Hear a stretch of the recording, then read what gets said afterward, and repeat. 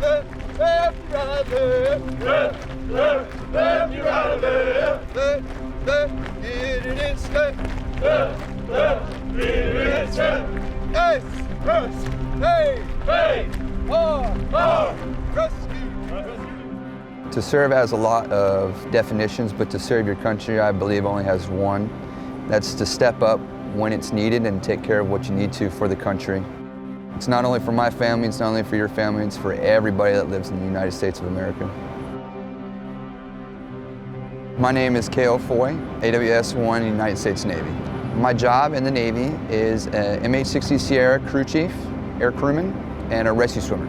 I chose the Navy because it looked fun. The recruiter really got me when he said, you're able to jump out of a helicopter and go save a life. I'm like, you had me at jump out of a helicopter, you know? Right now, I'm an instructor at a MH-60 Sierra Fleet Replacement Air Crew Squadron.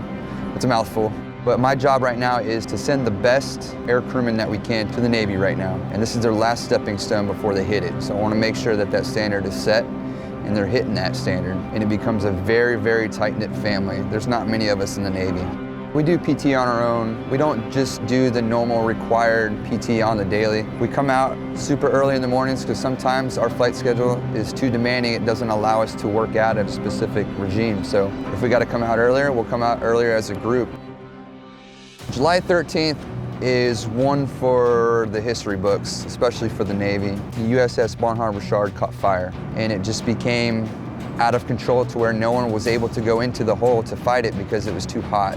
The Navy called upon us, since we're used to dropping water, usually in the forestry type situation, but this time it was on a big metal hole. Since it was something that was never done before, there was a lot of structure within the ship hole itself that we really had to maneuver around. Along with that, fighting the debris and the smoke that was coming up, and just fumes were everywhere. So whatever we fly through, we're breathing it. I remember nasty metal, like just hardcore, like as if I was chewing on a piece of copper. I'll never forget that taste. It didn't really hit me until I got on top and I'm looking straight down, and I could probably see about 5 to 8 just decks, just a hole going right through it. And all you can see is just that bright orange amber color, and it's just like, whoa. That was the first time in Navy history that the helicopters ever put out a fire on a ship. I think that's pretty awesome. The service never does stop. It could be something as simple as driving home and you see someone pulled off to the side of the road that needs help. I'm gonna be the one to help them out. If it's someone in trouble in the water at the beach, I guarantee you we're gonna be the ones jumping in to go help somebody out. That's not just the rescue swimmer specifically, that's for all military. I believe that in my heart that everyone is willing to help each other out.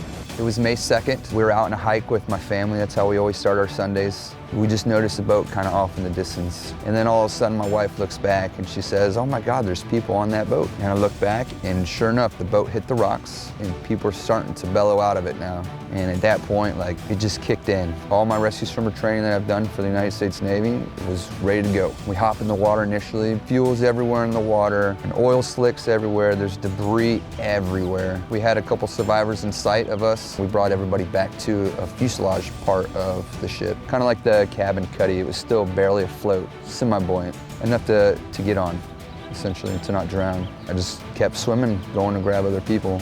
And by then, one of the lifeguard boats came out from up north, and the jet skis kind of took over at that point. I did what I felt like I had to do that specific day, and that Navy training kicked in, and there was nothing that was going to stop me from doing it. I have the best job in the Navy. Being a United States Navy rescue swimmer is just an amazing feeling. You never know what's going to happen tomorrow or next week or the next year. There's a reason why we're training, and our job is to be in the Navy and to be the best sailor you possibly can be, so let's do it.